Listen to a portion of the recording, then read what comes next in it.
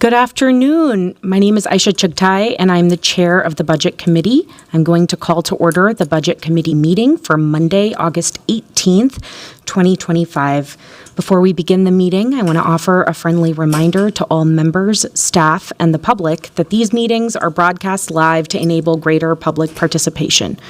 These broadcasts include real-time captioning as a further method to increase the accessibility of our proceedings to the community.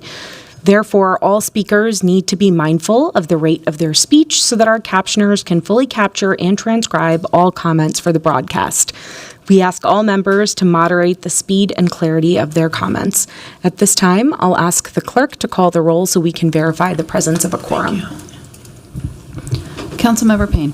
Present. Sorry. Wansley. Present. Rainville. Present. Vita. Present. Ellison is absent. Osman is absent. Cashman is absent. Jenkins. Present. Chavez. Present. Chowdhury. Present. Palmisano. Present. Vice Chair Koski is absent. And Chair Chugtai. Present. There are 9 members present. Let the record reflect that we have a quorum. I'll also remind my colleagues that we will be using speaker management today, so please make sure to sign in. With that, we have 4 items on today's agenda. The first item is an appointed position in the City Clerk's Office of Director of Legislative Research and Oversight. I will invite Brenda Miller from the Human Resources Department to give that presentation. Welcome, Ms. Miller.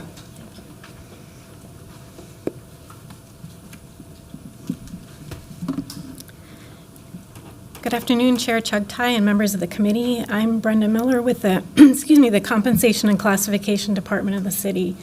I'm here to present the appointed position of Director Legislative Research and Oversight. It's part of the City Clerk's Office and reports to the Chief Assistant City Clerk. The Director of Legislative Research and Oversight combines the jobs of the Director Policy and Research and the Director of Oversight and Evaluation. The job will lead a nonpartisan research, evaluation, and oversight team with a core purpose of ensuring objectivity, integrity, and accountability in support of the goal to inform and facilitate the legislative, policymaking, and oversight functions of the City Council and its committees. The Director of Legislative Research and Oversight has been evaluated at 645 points, grade 14. The 2025 salary schedule ranges from $144,000 to $171,000. The 2025 incremental cost is in the budget, and changes are effective August 21st of 2025. This position meets the criteria of Section 201010 of the City Code of Ordinances. It reports to the Chief Assistant City Clerk. It's a member of the City Clerk's Office Executive Management Team. It leads the development and implementation of city policy, goals, and strategic planning for the City Clerk's Office. It requires leadership, vision, team building, and strategy implementation, and establishes policy goals and policies that are consistent with the goals and priorities established by the Mayor, City Council, and the City Clerk. Please find that the Director of Legislative Research and Oversight meets the appointed criteria as defined in Section 201010 of the Minneapolis Code of Ordinances and forwarded on to Council for final approval. Thank you. Thank you for that presentation, Ms. Miller. I will first note for the record that we have been joined in this committee meeting by Councilmember Cashman, and then I will welcome up City Clerk Casey Carl to provide some additional details around the necessity of this appointed position.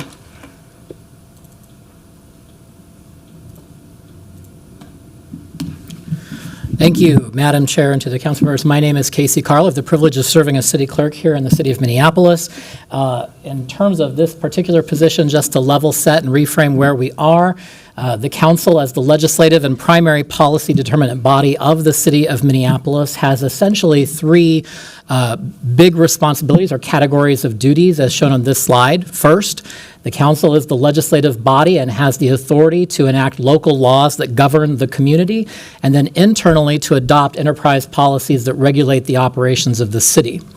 Secondly, of course, council has a responsibility to oversee and evaluate the performance of the city administration in delivering city services and programs, to conduct studies and to conduct investigations about the findings that it does in its oversight role. And then also, of course, council members represent their wards and represent the city as a body. They allocate, or advocate, I should say, for city policies and priorities, and often act as an ombudsman on behalf of their constituents in their interactions with the city government. This slide provides an organizational chart for the legislative department, showing that under the city council you have the independent officer of the office of the city auditor, shown on the right of this slide, and then to the left the office of city clerk, which is the administrative arm of the city council. Highlighted in green here is the new unit that we are establishing, which, as Ms. Miller indicated, is a combination or consolidation of two prior divisions that were under the auditor's office, the policy and research division and the oversight and evaluation division. We've combined those together in a new singular division that we've titled the legislative research and oversight, keeping two key words from each of the previous divisions, research and oversight. There are a total of 10 FTEs that were allocated with that transfer from auditor to city clerk, and that includes one FTE, which is the director position we're speaking of today. You may recall that in April, when we made that transition by ordinance, I mentioned that this essentially creates the council staff that is anticipated and mentioned in city charter, specifically section 4.2E1, which provides that the council must provide for its own resources, including a central nonpartisan staff to support its official functions. And so here on this slide, I've put in 4 big buckets the types of work we envision this new legislative research and oversight division doing to assist the council in its primary legislative policymaking and oversight roles. So you can see in terms of policy support, providing research, review, and analysis, monitoring emerging issues and trends, and providing interagency coordination on behalf of the body, conducting research and providing reference support, preparing and presenting briefings, and doing comparative analyses and reports as directed by the council.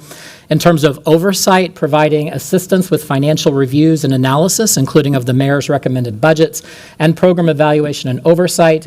And then from a staffing perspective, it's our goal to have an analyst from this group assigned to each of the committees, the standing committees of council, to help the chairs and members with committee work plans and to track legislative output from the committees and from the council as a body. This slide simply shows the organizational chart.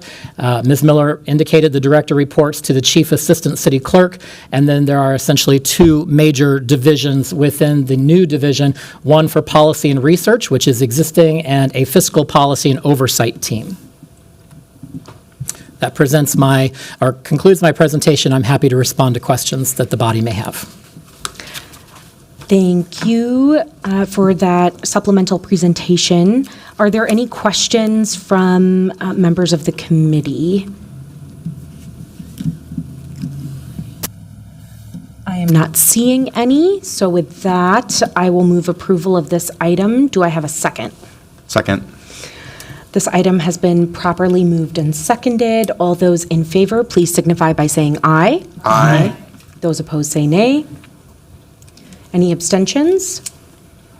The ayes have it, and that motion carries. Item number 2 is the 2025 annual report from the Capital Long Range Improvement Committee. I will first welcome up, I believe, Liam. Oh, wonderful. In that case, I will welcome up CLIC Chair John Bernstein to join us and present this item. It's going to plug in. Thank you so much for coming in for this presentation, and welcome. Thank you. And we'll just give you a few moments to get your presentation set up.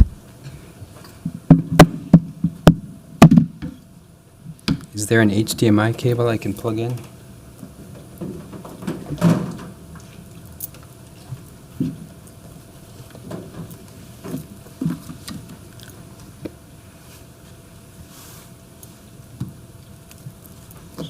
There it is. Thank you.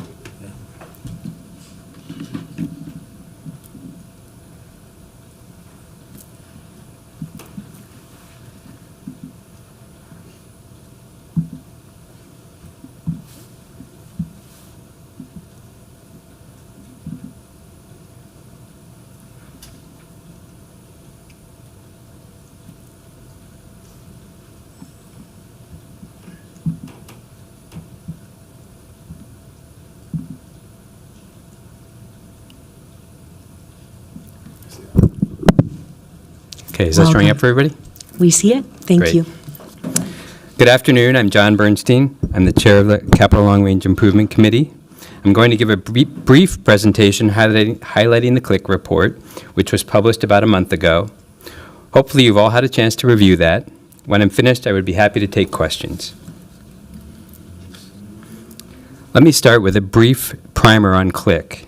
Let's start with what CLIC is. We're 33 members when fully staffed.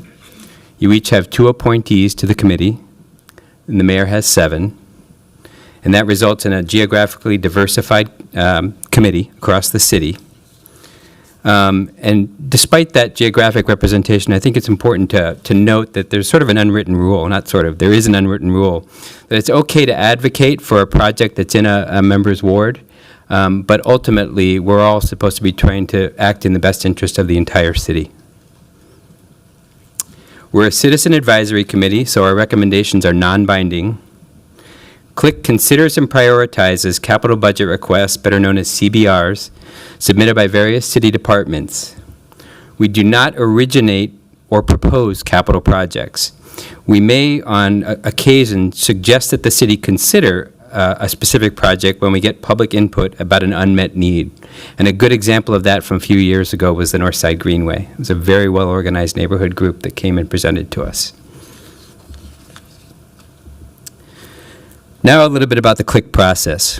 CLIC meets weekly from March to June each year. CBRs are completed by city departments and made available at the end of March. April is what I would call our information gathering period. CLIC hears presentations on all 130 CBRs from city departments, and that includes 2 full days of presentations from those departments. In May, the task forces begin drafting comments and members complete individual ratings on each project. And then in June, the full committee finalizes comments and funding of projects is completed based on aggregated ratings. And then finally in July, the report is published and the executive committee meets with the mayor. Long-range planning can be a challenging process. It can be difficult to estimate the cost of a project 6 years in advance. In some cases, it is also difficult to anticipate needs 6 years in advance. And those needs can change, and unexpected projects can arise. Ideally, each project would be planned 6 years in advance and move up in the queue each year. But life doesn't work like that.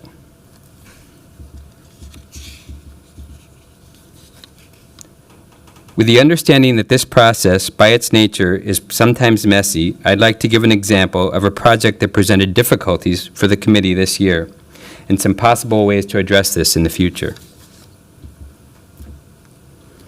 The example I'm going to use is the building in South Minneapolis that used to be the 3rd Precinct headquarters for the MPD. For a number of years, it was uncertain how the building would be used in the future. That uncertainty makes the timing of the project and estimating the costs difficult. Once decisions are made, this is not a project that is likely to be scheduled 6 years out.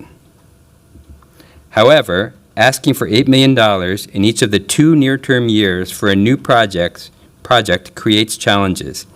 $8 million, $8 million is a little less than 10% of the net debt bond budget in each of those years.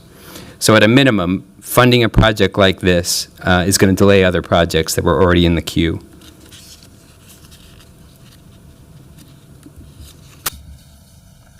So let's talk about possible ways to address this problem. Providing a placeholder, even when the project is still uncertain, would be one way. The uncertainties should be clearly explained, and the best cost estimate available should be used. So in the case of this building, it was known that at some point before this year that building was going to be renovated and reused, right? So even if it wasn't exactly sure what the use would be, some kind of an estimate maybe could have been presented to us. And then in addition, instead of requesting the full amount of a large $15 to $20+ million project that's still in a vision stage, requesting a six-figure amount to do a scope study would be very helpful for the committee. Okay, as you may recall, a year ago, CLIC recommended a very large increase to the net debt bond budget of about 50% over the 6-year period. At that time, we asked the Finance Department to provide us the maximum amount that could be spent without needing a property tax increase, as CLIC works within the budget you all set with respect to property taxes. Here are the numbers we got from the Finance Department a year ago. And here are the numbers that CLIC recommended a year ago. As noted last year, CLIC was concerned that the new NDB allocations tapered off in the 2 out years of the 6-year window.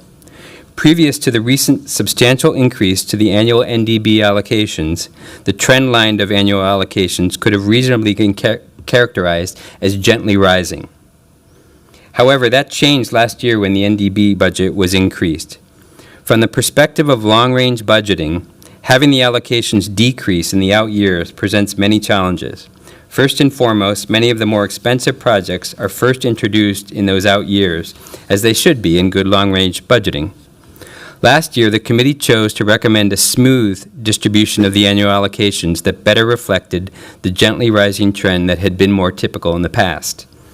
We attempted to do that in a responsible manner by slightly reducing the overall budget for the 6-year window from about $530 million to $509 million, and you can see that in the 6-year total column. This allowed the committee to fund additional larger projects in the out years that were deemed worthy. This year, CLIC chose not to recommend a change to the NDB allocations that were provided. As a result, there were several projects that were considered worthy of funding, but they were not funded because of budget limitations in those out years. The 2 prime examples of this are PV 172, which was the paving of Chicago Avenue, and PV 163, which was the paving of 31st Street East. The committee understands that the city uses a conservative approach to its financial projections, particularly as it pertains to debt issuance. Additionally, CLIC understands the importance of the prudent use of debt and maintaining the city's exemplary credit rating. The committee also believes that it is important to balance those goals against realistic capital budgeting, and declining NDB allocations do not seem very realistic. To further illustrate this point, you can see that the NDB allocation for 2031 is $74.8 million. That figure is based on 2025 dollars. If inflation were to increase at 2% each year until 2031, $84.6 million would be needed in 2031 to match the buying power of $74 million today. If the annual inflation rate is 3%, that number increases to $89 million. This example on its own suggests that these allocations are likely too low. Increasing the allocations in the out years of the 6-year window does not commit the city to issuing that amount of debt. Each year, bonds are only issued for the current year of the plan. The goal should be realistic planning with the understanding that unforeseen and/or extraordinary circumstances may require a change to those plans. We understand that there is a natural tension between conservative fiscal planning, debt issuance, and realistic long-range capital budgeting. So our ask is that the city return to the previous gently rising trend line for NDB allocations over the 6-year window. Everything I've talked about so far relates to the net debt bond budget and the projects that are funded from that source. CLIC also reviews several of the enterprise funds. As you all know, enterprise funds are closed systems where the revenue generated from the asset can only be reinvested in that same asset, either by directly spending or using the revenue to service the debt on bonds issued. A common misinterpretation of enterprise funds is that they are self-funding, so there isn't a need to scrutinize them. While this may be technically accurate, it's important to remember that the users of the asset are funding it through the fees that they pay. CLIC reviews the pro formas for enterprise funds to understand the impact of capital budget requests on future increases. I want to emphasize that CLIC does not make rate recommendations. Rather, we assess the reasonableness of expected future rate increases that result from undertaking the proposed projects. Finally, I want to again bring to your attention the fact that the Park Board continues to effectively circumvent the CLIC process by submitting projects that exactly match the funding they will receive from the city because of the Neighborhood Parks and Streets Ordinance. CLIC continues to ask that the Park Board submit more projects than could be funded, as every other city department does, so that we can make real recommendations. And with that, I'm happy to take your questions. Thank you for that presentation. Colleagues, are there any questions? I will first recognize Council President Payne. Thank you, Madam Vice President. I was curious if staff gave you a rationale for their MBD allocation in terms of, because it seems like what you're proposing makes sense to me, so why would we do something differently? Yeah, so they did. I think it's what I tried to explain, that they're trying to be conservative, and 5 and 6 years out, you don't want to overcommit the city to something that they might have to back off on if we get into a recession or something like that. That's why I try to make the point that the only thing that's really being committed to is the near-term year. I suppose you may have to also worry about an implicit promise.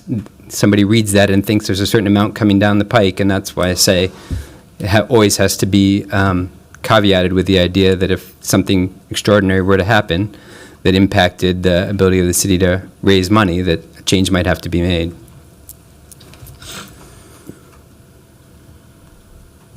Thank you. We've got 3 more council members in queue so far, just so you're prepared.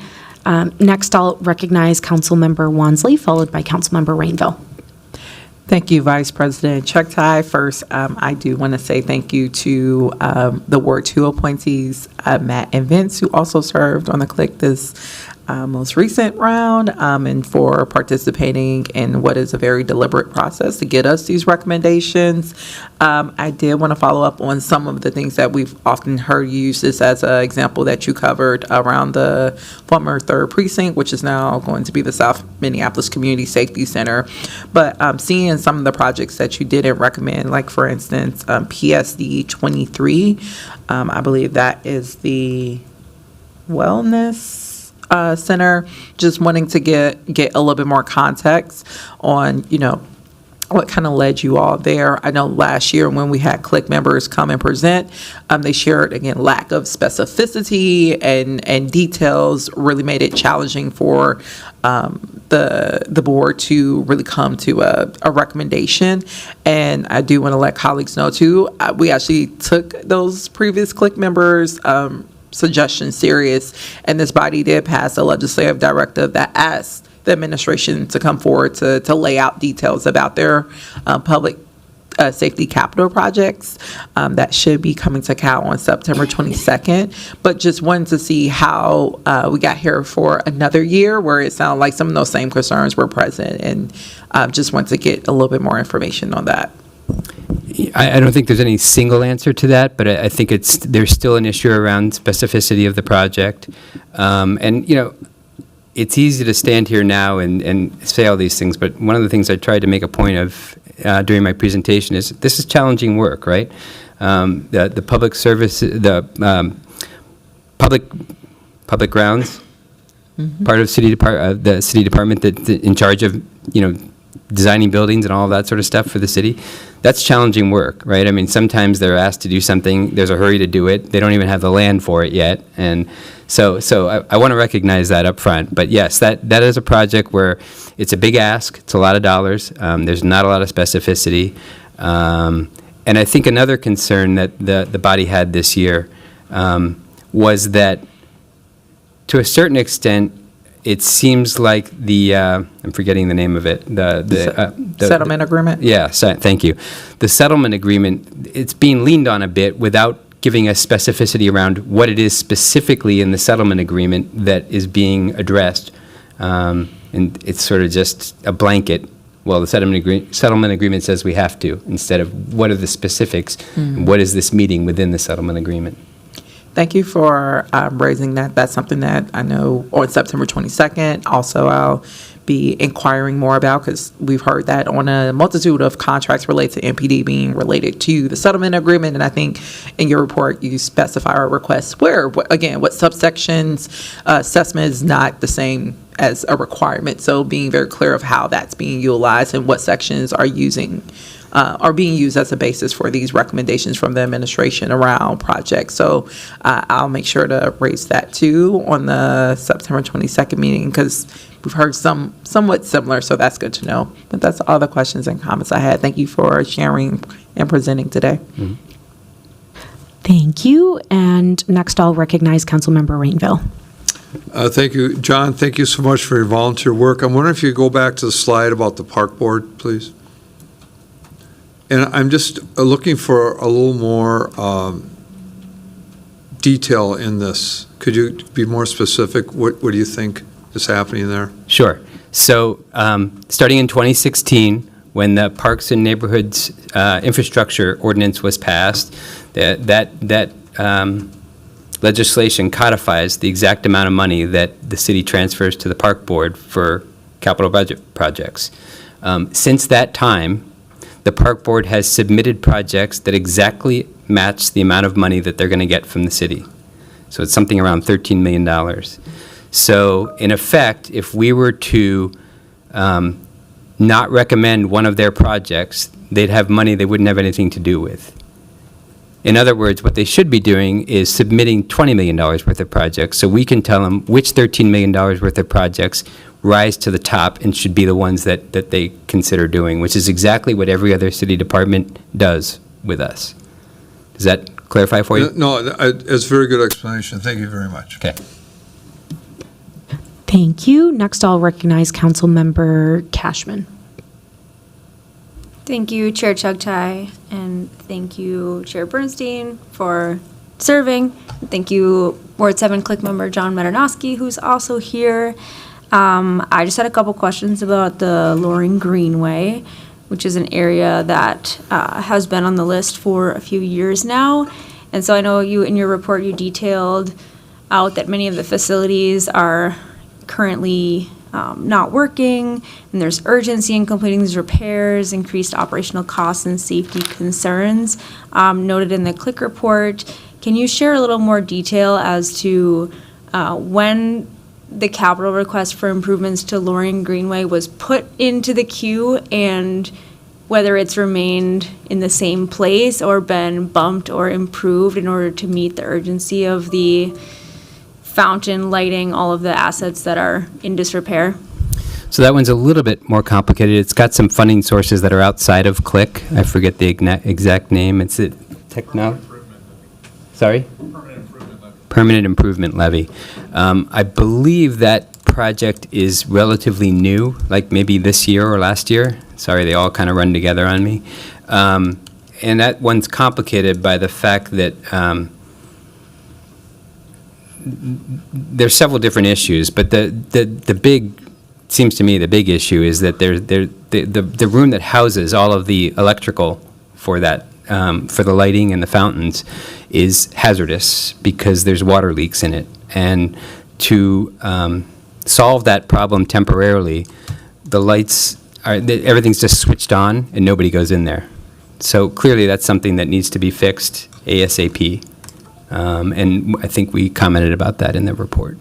Okay, so then did this kind of get recommended for spending in 2026? Because as I'm seeing, it's not on the list until 2027. Right. We generally do not move projects around by year. What we might do in a comment is say that this is urgent and you might want to consider moving it up, but two problems with us moving projects around ourselves. One is capacity. We don't know what any particular city department's capacity is and whether we're telling them to do way more than they've got personnel to do in a given year. And the other is funding, right? This has to balance for the most part in each year. So we try to move things around as little as possible, but we will say something in a comment. Okay, well, thanks for also I think this is urgent, just given the lights and the water leaks and other issues that are happening here. So I'm looking for solutions on how we can move this up or how we could fund some of the repairs outside of Click. So this is helpful. And then I appreciate also your comments on the Loring Playground, which is on the Greenway, that was removed unannounced with no plan for replacement. And so was there any funding request for Loring Greenway Playground replacement in the capital request that you received? No, not that I recall. And how did you handle that? You just made the comment on this issue? Right. Okay. I mean, this is me speaking personally. It strikes me that, notwithstanding my comments a few minutes ago about the park board, that they might be better suited, if there was a way to do it, to have them. That's what they do, right? Park Yep. playgrounds, among many other things. Yes. It would be great if they could handle that. Yes, I agree. Until now, we haven't heard any interest from them in taking this up.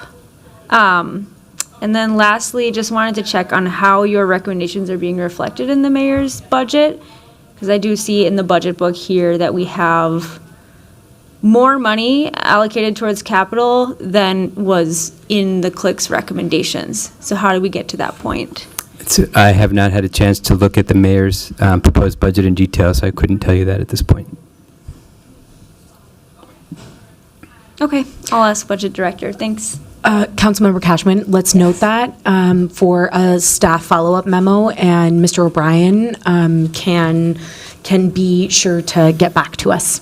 Thank you. There's an extra 12 million for capital that was not given by request to Click, from what I'm reading, which seems like it wasn't reviewed by the committee, and so it's just being added in. That's my read of it. So wondering what happened. So for clerks, if we can note that as, if staff can provide us some information about the discrepancy between the Click recommendation for the capital budget this year and the mayor's recommended budget, and where that $12 million difference can be attributed to. Thanks. Is that 12 million in 26, or is that just total? It is Do you know? 2026. Okay. The 2020, yes. Let me check quickly. Sorry, that was 2025. This year, there's a $7.6 million discrepancy between the mayor's recommendation and the Click recommendation. So I don't know for sure, but I've got a likely candidate. The Democracy Center that I mentioned a few minutes ago, the new use for the former 3rd Precinct, the request for that was 26 and 27, and as I said, those were big asks all of a sudden in 26 and 27. And to make the funding work, we pushed it out 1 year to 27 and 28. My guess is the mayor may have moved it back. Yes, there's also some things that were moved down. For example, $6 million taken from asphalt pavement resurfacing. That was one of the things we recommended in our report, anticipating that would likely happen, was that if in fact they were going to move it back, that the place to take money from would be supplemental paving. So should I clarify that? What Public Works does is they come to us and they say they can use X number of dollars in a particular paving project. And if we've got extra money hanging around, they can use a supplemental amount of X dollars as well. And so in some cases, we funded some of that supplemental money. But we did that saying, if you need to move this back, please take money from the supplemental funding first, sure. versus just canceling some other project. Thanks. Yeah, if we could just have a report on what's the cause of all the discrepancies between the mayor's budget and the Click report, that would be great. Thank you. Awesome, thank you. And finally, I'll recognize Councilmember Chowdhury. Thank you, Chair Chugtai. Thank you so much, Chair Bernstein, for your presentation. I was at the joint Click and Planning Commission public hearing for this process, and the testifiers that did come, they were specifically talking about Nicollet Mall and downtown transit improvements, and looking at your report, It sounds like the body have made some significant comments, kind of sharing different concerns, and I just wanted you to give an opportunity to share out the conversation about Nicollet Mall, what is Click thinking about, what is Click concerned about, and how that process has been. I think the best way to represent Click's view of the downtown transit improvement project, which is basically moving the buses off of Nicollet Mall, is that it needs more study. It seems like it's incomplete. The amount of money that's being asked for does not include everything that needs to be done in terms of pedestrianizing Nicollet Mall. And it seems, at least from the information we have, that a full study hasn't been done. And our thought was that instead of looking at public transit on Nicollet Mall and the 2 or 3 surrounding streets, they ought to look at all of downtown and figure out what makes sense in the context of what they would like to do on Nicollet Mall and proceed that way. So it just seemed like it was a big ask. I think it was $20 million, and it seemed like it needed a lot more work before it was ready to be actually scheduled. Great, thank you. Yeah, I'll just uplift one of the lines in this report. If this project is determined to be viable, public transit service needs to be as good or better on alternative streets with dedicated transit lanes similar to Nicollet Mall currently. And I feel like that is an area and a question that needs to be answered, but I appreciate the information that it became more of a dialogue in general about downtown transit improvement and not just specifically looking at this corridor. I don't have any other questions. Thank you. With that, we have completed the discussion on this item. I don't see any other members in queue. Thank you so much for coming in and presenting this item, and thank you to all of the Capital Long Range Improvement Committee members, all 33 of you, for engaging in this process and helping inform these really critical decisions. Thank you. I'll ask the clerk to receive and file that report. And with that, item number 3 is a presentation on the 2025 second quarter financial status report on the results of select city funds. I will invite Deputy Chief Finance Officer George Hardgrove to give that presentation. Well, thank you, Chair Chugtai. Give me a second here, and I'll get it up on the screen here. Take your time.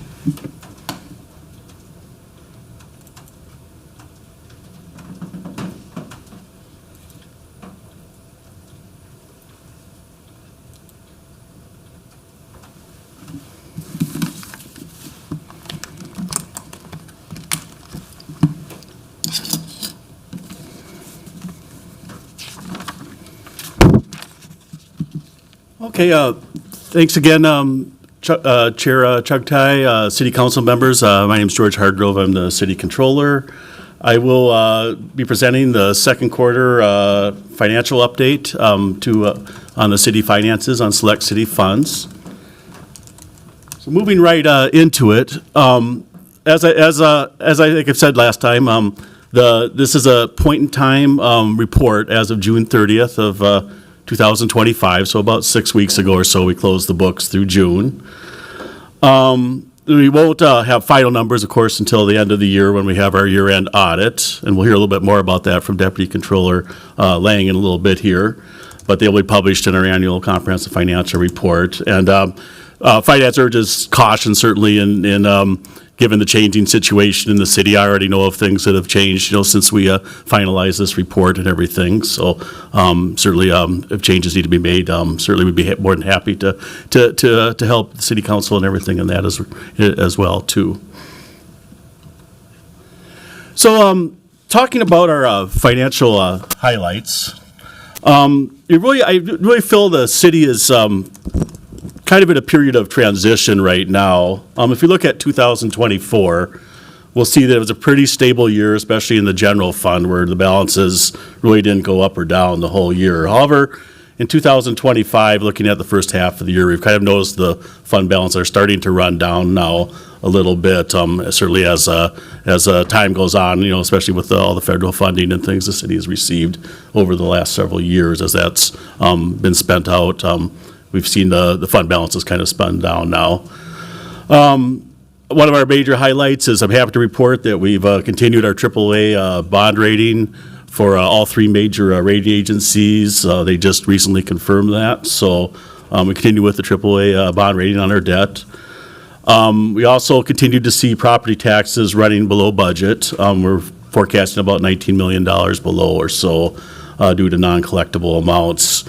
As far as local sales taxes, they've been fairly stable. We were noticing some minor decreases in the downtown, the money that's deposited in the downtown assets fund. However, lately they seem to be about similar to last year. So we continue to watch that. One item this year that's had a material effect on city finances is the police and fire departments are projected to be about $16 million over budget, with about 75% of that in the police department. We continue, Matt, to monitor the federal grant situation. There has been some planned decreases, particularly in the emergency management area, as well as the health area. So we haven't seen any big changes since then, but certainly as we monitor the budget proposals coming up in the next federal fiscal year, we do see some varying degrees of support for some of our programs, especially in the HUD consolidated plan as well, too, between Congress and the administration. So we continue to watch that. We also continue to note requests for change in terms in some of the grants, and so we've had to get a number of people together here in the city to kind of plan strategies of how best to respond to that. And then finally, we did issue our annual financial report that Deputy Controller Lang will talk more about in our last presentation, but it was done a couple months earlier than last year, and I'm happy to report we're back on time now, back on schedule for our annual financial report. Moving on, you can see from this slide here that our total book value of cash investments on June 30th is has been pretty stable. It's down about $22 million or so from this time last year. It's coming in about $1 billion, $1.09 million or $1 billion or so coming in here now. Moving on. The city is meeting its fund balance and net position requirements in our policy, and all but just a few funds. You can see self-insurance is still on here. I will say that technically it does meet our policies. Our policies are generally around shorter-term liabilities. However, it still has quite a hefty negative net position caused by general liability in terms of legal cases and things that have come against the city. So we still have been reserving quite a bit of funds in that area as well, too.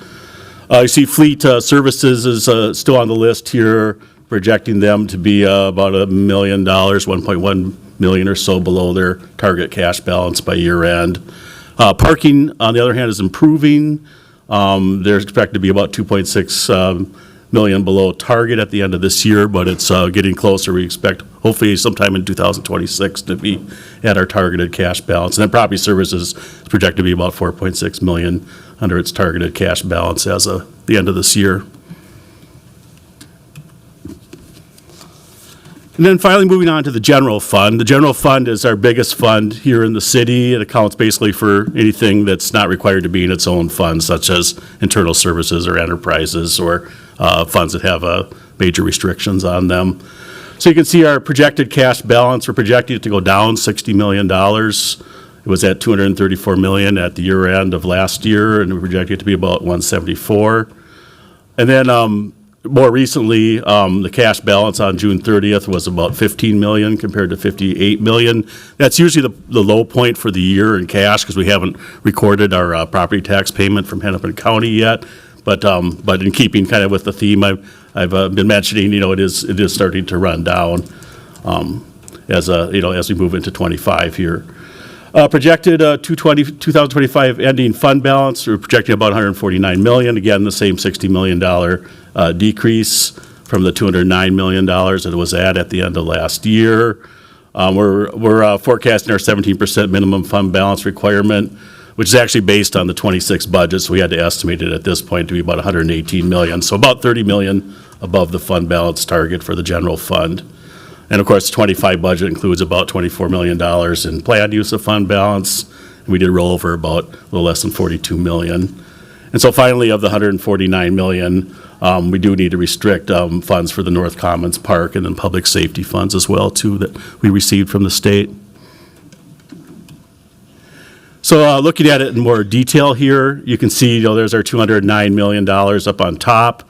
We're forecasting general fund revenues of about 640 million, but spending around 700 million or so. So that's the $60 million decrease to 149 million. And then if we were to restrict the same amount in public safety aid and for the North Commons Park, that brings us down to about 134 million. If you compare that to our 70% target, it leaves us about $15 million or so projected at the end of this year.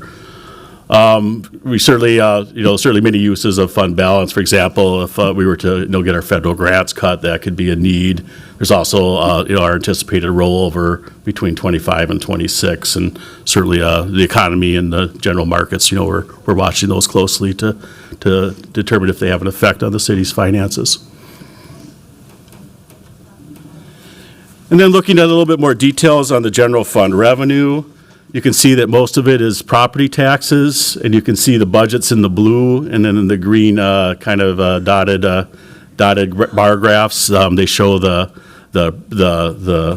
projected or so you can see the property taxes coming in under budget. A little bit under budget for franchise fees and license and permits. Everything else is about at budget or a little favorable. You can see that in the numbers below too, with most of the underage in property taxes, franchise fees, and license and permits. And then this slide really looks at the timing of the general fund revenue, and you can see the actual in blue, and then in green, it's the average of the past 3 years. You can see we're running a little bit under average. You can see that in the bullet points as well, too. We're projected to collect about 97% or so, versus usually we collect almost 100% or so. So revenue's running a little bit under budget. Then if we look at the expenditure side of the general fund, we can see that a lot of it's in public safety that I mentioned before. Certainly health and some of the other departments like that are projecting significant budget savings, but other ones like public safety overall, like I say, is about 11 million unfavorable. Public Works is also about 3 million unfavorable, but most of that is made up by increased revenue, some of their work for others accounts. So they're actually, they do have, most of that is covered by revenue, about 2.4 million of that's covered by revenue. And then you can see the very last line, all other expenses, is about 16 million favorable. Most of that is the contingency, which is about $13.5 million or so. So that's kind of the story on the general fund expenditures. And then if we look at the timing,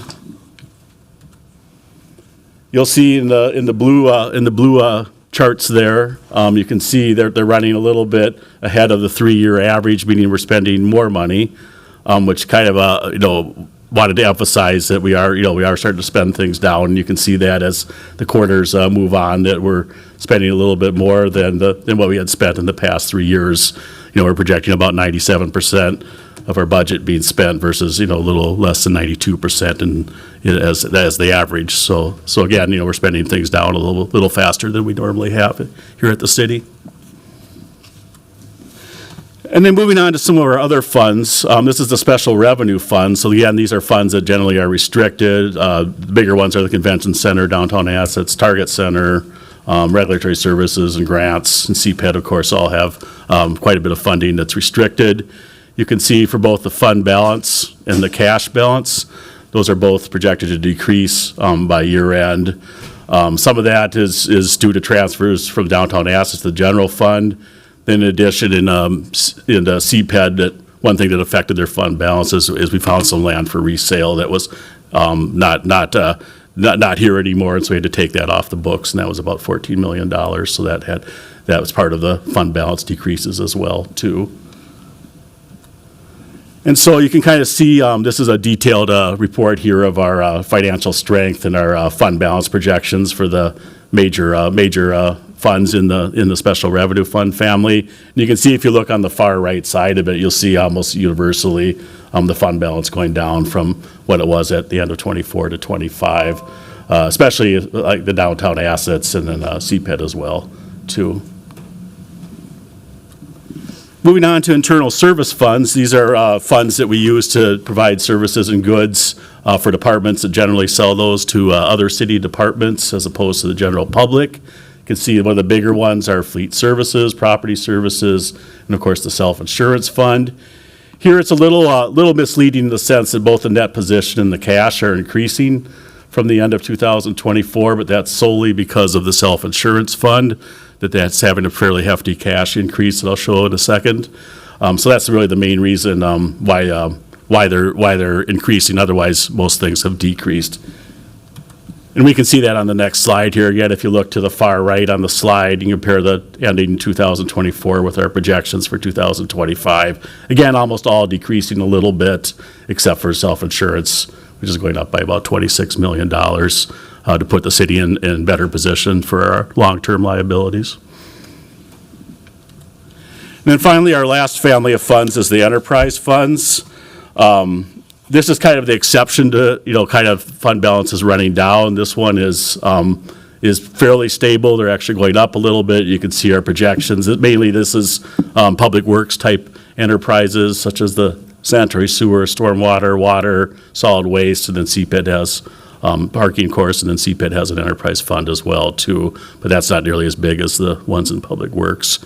The net position, again, is increasing by about $14 million. Cash is projected to go up by about $15 million. Parking's certainly been part of that as we're getting closer to our $9.7 million target that we hope to reach next year. And then finally, looking at the numbers here, the far right again compares the 2024 ending amount with our projected 2025. You can see modest increases in every area, with stormwater showing a $8 million increase from 2024 to 25. The only exception is solid waste, which is we're projecting to go down by about $1 million or so. So pretty stable in the enterprise funds.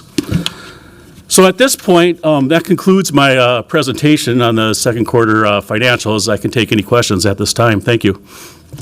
Thank you for that presentation. Colleagues, are there any questions? I'll recognize Councilmember Cashman. Thank you, Chair Chugtai, and thank you, Controller Hargrove. I have a few questions, some of which you may be able to answer, some that I would just like to know for follow-up as well, just depending on the availability of the information. So just both on revenue and expenses, and looking at why some things didn't generate the revenue that we expected, and then on the other side, why some of our expenses, why we didn't meet the expenses that we planned to. I think it's good information as we head into budget markup. So on the revenue side, I was wondering why the franchise fees were projected down 7.4% compared to budget. Would you happen to know the drivers of that? Okay, let me get my chart out here. This is on the detailed report. Yeah, I do show franchise fees is about we're projecting about 3.7 million under budget. Mm-hmm. I think I probably should to get the best details for you, if you don't mind. I'll put a note to get you that. Yeah, that'd be great. Yeah. Thank you. The second one was the slowdown in the downtown assets fund. What's the driver of that? Or was it just a spend down of it? I believe that was part of the 25 budget to spend down the downtown assets. If I look at the specific report here, just give me a second here. So it's not that that the revenue from the downtown assets fund wasn't as expected. It's that the spend is happening as planned. Yeah. Again, we're if you look at the uses, this is on page 16 of the detailed report, but you see like a transfer out to the city general fund. In 24, that was about 25 million, and then for this year, 25, we increased it to about 44 million. Oh, right. So that's kind of that's probably one of the main examples. Everything else was little bit closer, but a higher transfer to the convention center as well, too, from about 36 Right. million to 47 million. Thank you. Okay, and then why are so many property taxes labeled non-collectible? That'll have to get back to you on as well, to, It looked like it was almost 3% of what should have been taxed for property taxes are non-collectible, and that the number has risen over the last few years. yeah, that's generally what I've seen in other jurisdictions that take, that do property taxes, that they. Okay. The collectible is generally about 3% or so, but I can look into, to see if I can segment that into. Sure, I'm into just what curious what the properties, yeah. drivers are, yeah, and what types of properties. It's probably commercial, given those are the ones whose values have dropped the most, while others have risen. And then this is sort of a speculative question, so just forgive me, but do you know how much revenue would be generated if we taxed, or levied property taxes on religious institutions that are currently exempted? Yeah, Chair Chugtai, Councilmember Cashman, I'd have to get back to you on that. Okay. Yeah, yeah. So- All right, then on the expenses side, and I can email these over. On the expenses side, I think the Public Works going over budget, I think that's understandable given some of the extra infrastructure needs that have come up. But I'm curious about this public safety. Did you say $16 million overspend? Do you know what is involved in that, or who made that decision? Yeah, most of it is, I think, overtime for the police officers and our firefighters. I know there's been the double time kind of issue as well, too, is put further strains on the budget. I could certainly get back to you with a complete report to, if that would be helpful as well, to Yeah, Councilmember I Cashman. actually am Chair just Chugtai. wondering, and maybe this is something you'd have, is that the last 5 years, how much has the overspend been? Like, was this normal? Was this a trend? And then I'll just comment here for my colleagues that, it's very disappointing to me that we can overspend on this budget line, but there are other public safety initiatives that have been funded for multiple years, like the Uptown Public Safety Ambassadors that were funded in 2023 that still have not been implemented. So it's some of the overspending on the public safety budget while not implementing the things that were budgeted for is not showing good governance, in my opinion. And that's all I have. Thank you.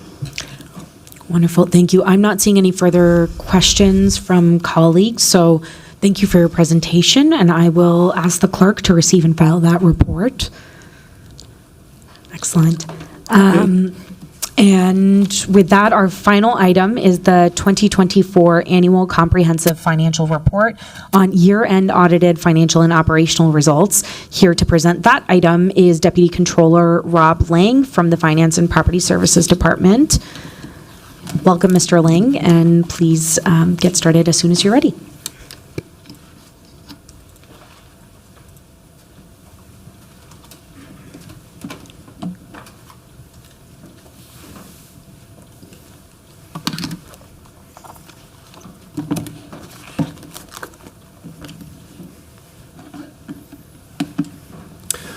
Good afternoon, City Council members, and thank you very much, Chair Chugtai.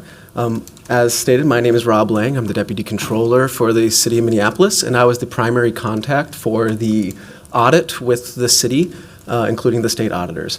This presentation is going to be about the 2024 ACFR and the audit that did take place. I believe it's important because this ACFR right here is a full financial picture of the city. And it includes certain information that goes into deeper detail than you might get from a quarterly report, including such items such as a complete balance sheet. So with that being said, it is approximately a 25-minute presentation. Please let me know if there's any questions as we go through. So the presentation is going to cover 4 items: overview of what the ACFR is, major components of the ACFR, a review of selected financial statements within that ACFR, and then finally a review of the financial grants single audit, which is an audit that happens in conjunction with the ACFR. So what is the ACFR? It is the Annual Comprehensive Financial Report, and it's a year-end report that is audited by the Minnesota State Auditors. It contains about 200 pages, a little more, of detailed financial information, and it is required. It is not an optional thing that we can do. Consequences, if we don't file this timely, we could have risk of grant loss, trouble issuing debt, and even if we do issue that debt, it might come at a higher interest rate. And then most importantly, loss of trust from the community. If they don't know where their property taxes are going to, that will not be good, and it'll be the loss of trust for that. Before I go any farther, I do want to say that we are a member of the Government Finance Officers Association, or GFOA.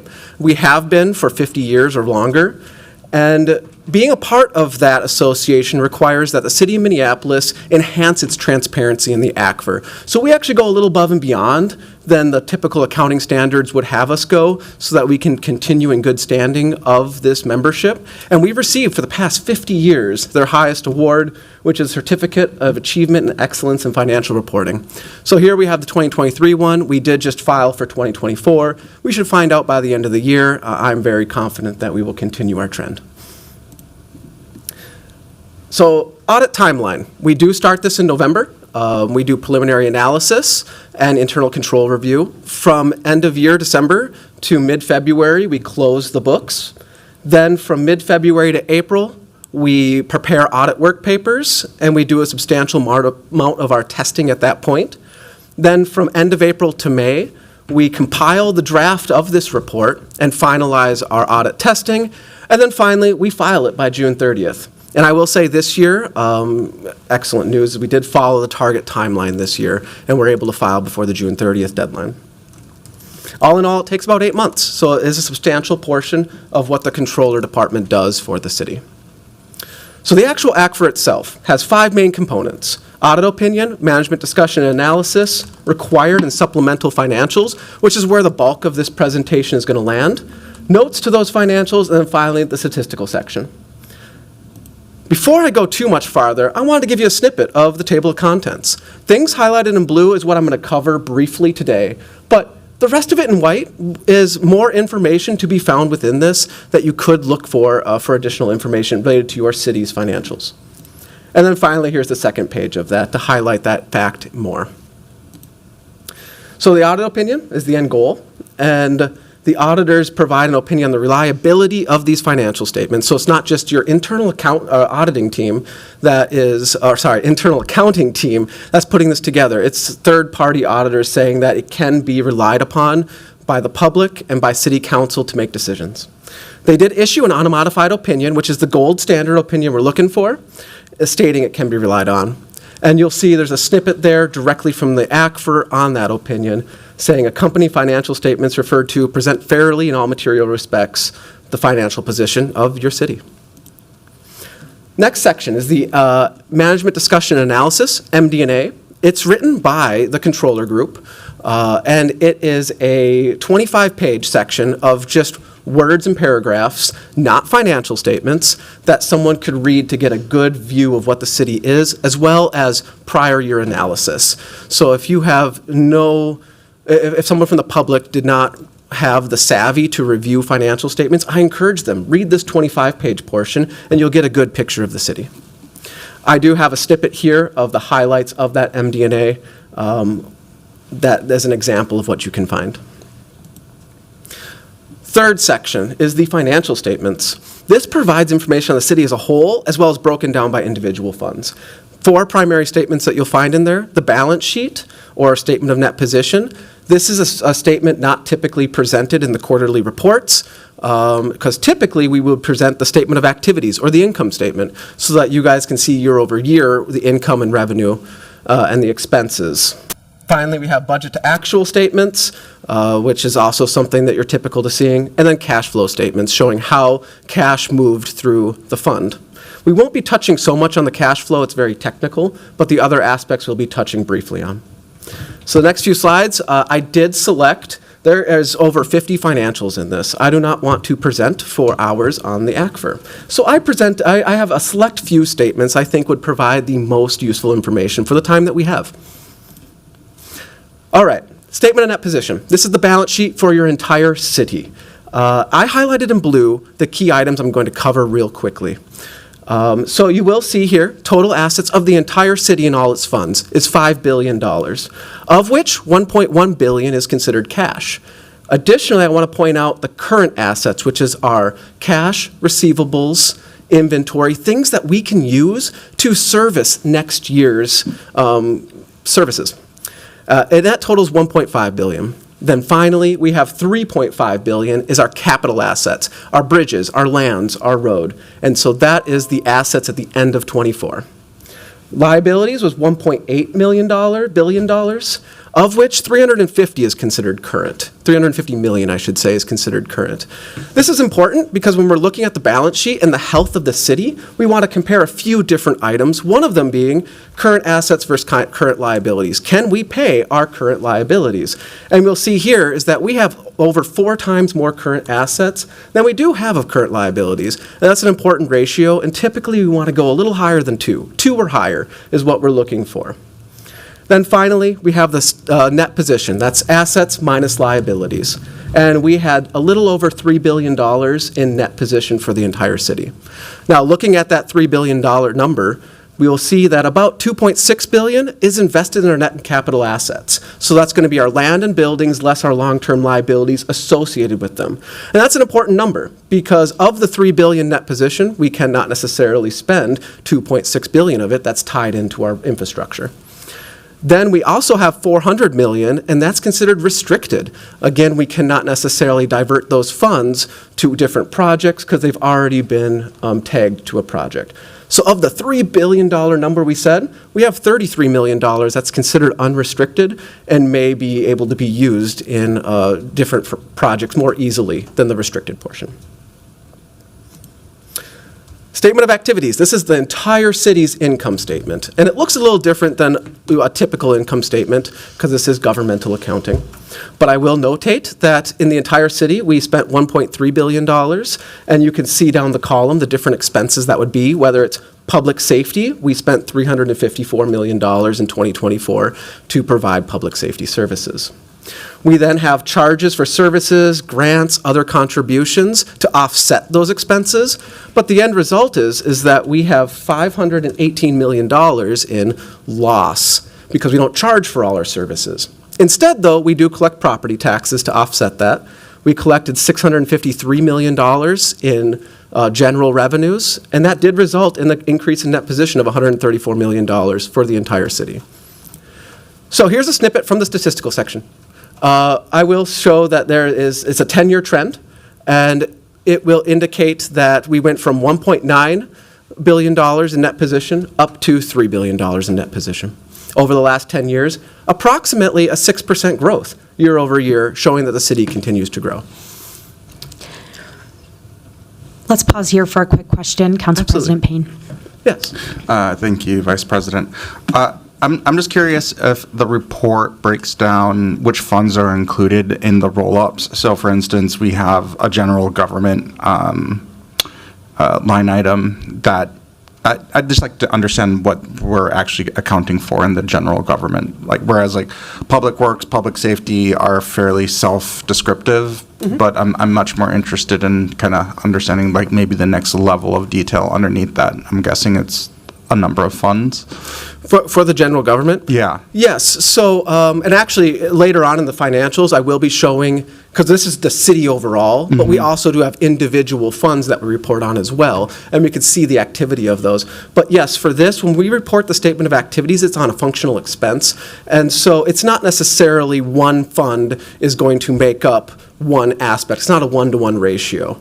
So in general, for general government, it's going to include things like myself for finance, HR, assessing, things that wouldn't fall in the other buckets. To be honest, it's almost the catch-all. It doesn't fall in public safety, public works, health and welfare.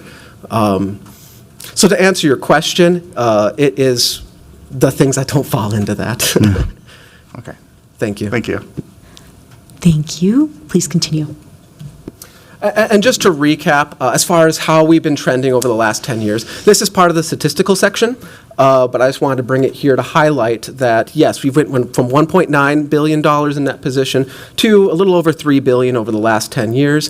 But more to that story is the most of that growth has been part of net investment in capital assets, which, as a reminder, is our long-term liabilities, less associated long-term debt. And that went from $1.7 to $2.6 billion, showing the growth of the city is happening in capital infrastructure mostly. So that is the city overall, but we do need to look at the city within individual funds as well. The health of just the whole city needs to be dissected. So we do have city funds. We have three main buckets: governmental, enterprise, and internal service funds. I'm going to first start with governmental. This includes general fund, the grants, arena, downtown assets. The list is right there on the side. These are generally what people think of when they think of government. It's collecting the property taxes, it's collecting the franchise fees, and using those to provide governmental services like police, fire, things of that nature.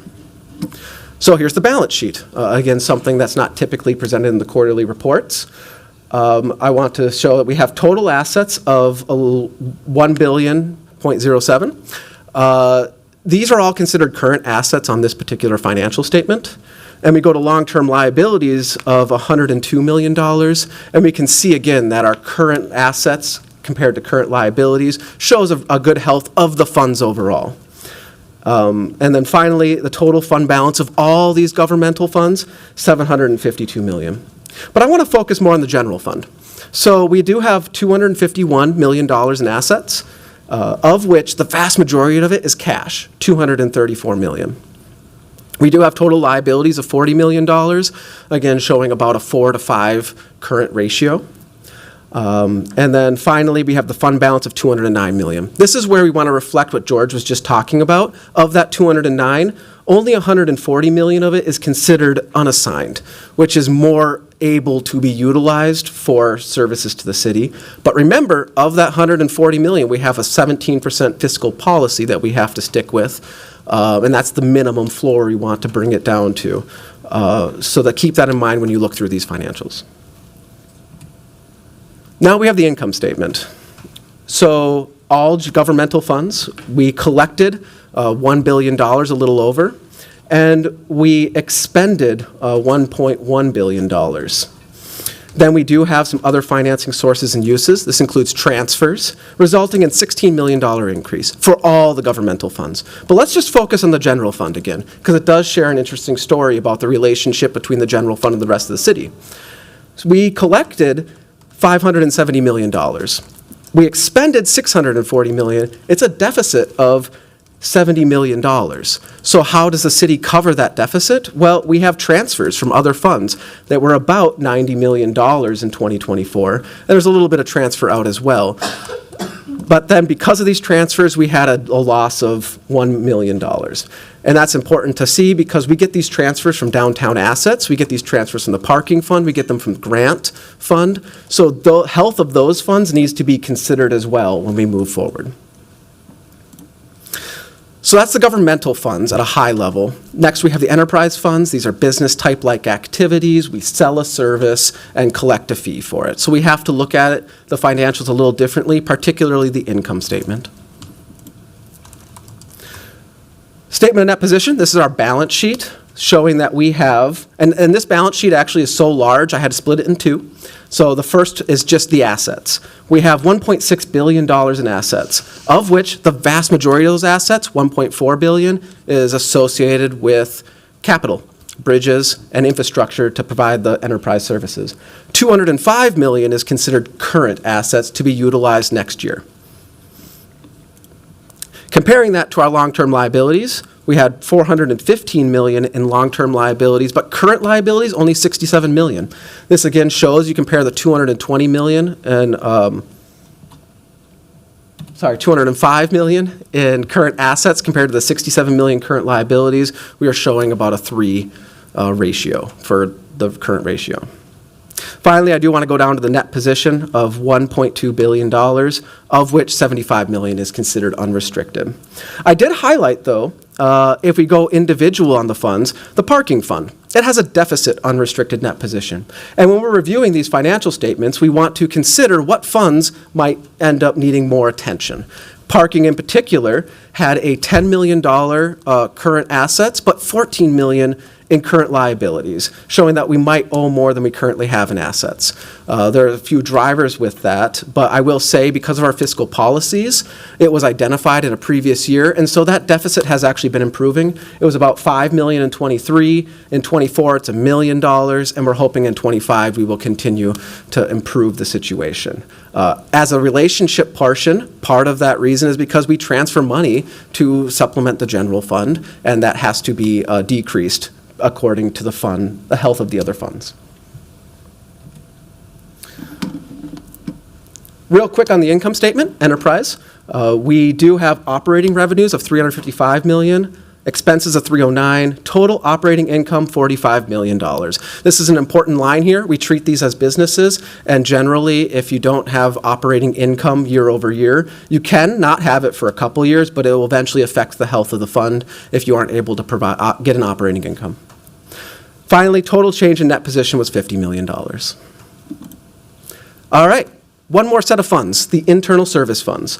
These funds are designed more as cost centers for things like such IT. A lot of city departments need IT services, so they pay an internal fee charge to the internal service fund, and they provide the services.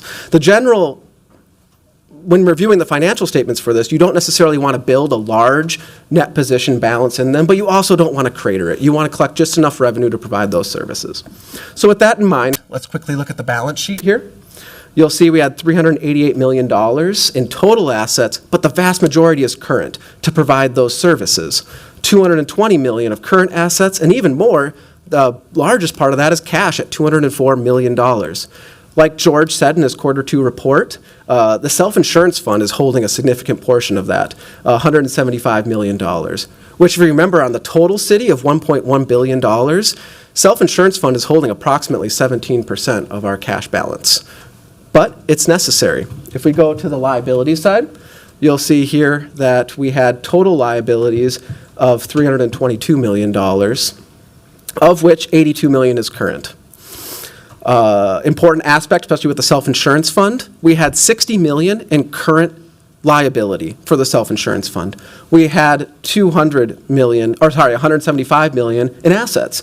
So while the self-insurance fund does have a net position deficit, we are able to pay our current liabilities 3 times over on that. So we still have to keep an eye on it, but it doesn't mean we're in a dire situation necessarily with self-insurance fund.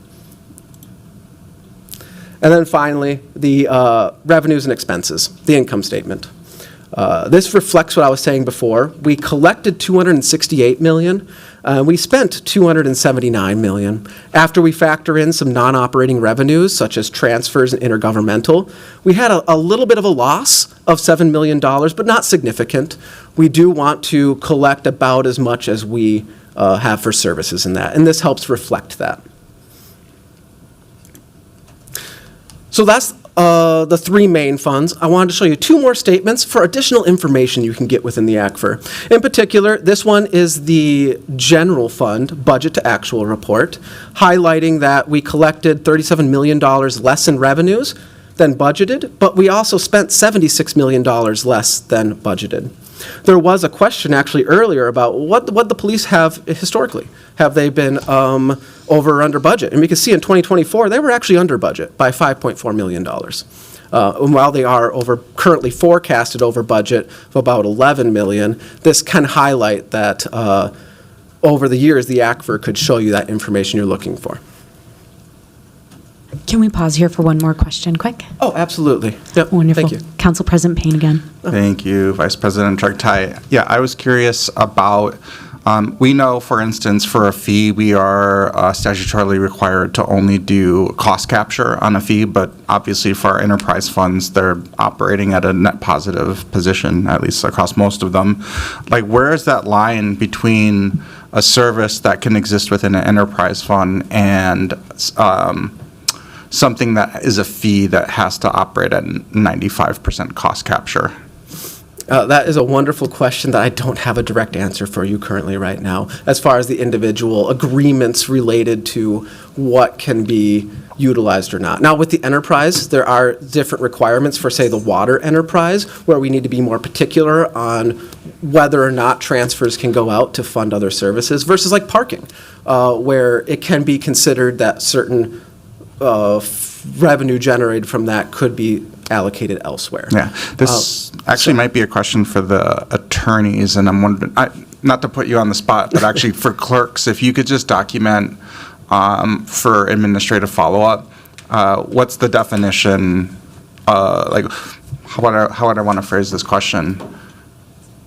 Yeah, what would be the statutory requirement for capturing a fee versus our ability to generate revenue in an enterprise fund? And then we won't put you on the spot for that either. Thank you. Wonderful. You're welcome to continue. Okay, thank you. And then the last statement I wanted to highlight is, as part of the ACFR, we are required to also report on related entities. We call them component units here. So we do have to report on Minneapolis Park and Recreations Board, MBC, as well as Meet Minneapolis. And then we do have a few fiduciary funds like the Joint Board or YCB as well that you can find additional information for. But that being said, these all have their own audit as well. So if you're very interested in Meet Minneapolis, you can pull up their audit and learn more. But because of the relationship, we do have to disclose their information to give a full picture, since this is the gospel of the financials at year end. All right, so that is the third section. Now we're on to the fourth section. It's going to go a little faster from here. Notes to the financial statements. Certain lines require additional disclosure, such as cash, capital assets, long-term debt, pension funds, and risk management. And these can help refine questions and learn more, such as, it's useful for digging. What is the city invested in at year end? On page 63 of the ACFR, we can see it's disclosed that of our $1.1 billion in cash and investments, $620 million is related to U.S. Treasury obligations, T-bills, about a little over 50%. If we look through the rest of these, we'll see they're mostly conservative, safer investments. At no point do you see cryptocurrency. Next section, fifth section, is the statistical section. It contains useful information related to the historical trends, demographic, operational, financial. We've already looked at one financial statistical section with the net position, but I also found another one I thought might be useful, which is the operational. How do we define success for certain departments? I highlighted a couple examples. Convention center. How do we define success in the ACFR? Occupancy rate. We were about 55 to 60% all the way up to 2020. Where it plummeted to 15%, and then has since recovered since the pandemic to 45%. How about 311? We define that as one of the aspects is resolved in first call. It went from about 80% and is now 92% 10 years later. A lot, and this is just one page. I think there's two more pages on operational trends. So that's the ACFR. That's this. We have one more audit I'm going to briefly touch on, and that is the single audit, the federal grants. As part of receiving federal grants, we do need to go through this audit, and it focuses primarily on, did we spend the federal grant money towards the agreement that was stated? Do we have internal controls that make sure that it's tracked appropriately and that any errors are quickly caught? And we prepare a statement of expenditures and federal awards as part of this audit. And if we don't go through this audit, we will not get federal grants. So we do need to continue this audit and report this to the federal government. This is a quick example of what you can find on the CFA. This is one page of many, and it just highlights that if you were interested in what did we receive from the U.S. Department of Justice, well, here it is. $1.8 million, of which $811 million goes to other entities to provide the services according to the grant. So that is a high level of this ACFR. There's significantly more, and I'm happy to discuss more if needed. But with that, I do wonder if there's any questions. Thank you. Thank you for that presentation, Mr. Lang. Colleagues, are there any further questions or discussion items from members of the committee? I'm not seeing any. Thank you so much for coming in. I believe this was your first time presenting to the Budget Committee. Went really well. Thank you. Oh, thank you. Never mind. Spoke too soon. Councilmember Cashman. Thank you, Chair Chugtai. First of all, just want to thank you for requesting this information. This is so incredibly useful. Even the information on like our recycling rates that's in here, our composting rates over the last 8 months, like there's so much good information in this report. So we will be diving into this for many, many weeks to come. But I actually just wanted to request if it would be possible to have a follow-up meeting with you to understand some of the commercial property values and the way that they've fallen and the ways that we might be able to get back on a better course of having actual value in our top 10 property tax payers, which has really like flipped on its head in the last 5 years. So just wanted to request that meeting with you. Yes, and well done reading through the details on that. I did not have it in my presentation, but you're right. As part of the statistical section, it has all sorts of property information in there as well. So thank you. Thanks. Yeah. Awesome. With that, thank you for this presentation. Seeing no further discussion, I will ask the clerk to receive and file that report. And we have now concluded all business to come before the committee today. And if there are no objections, we stand adjourned. Thank you, everyone.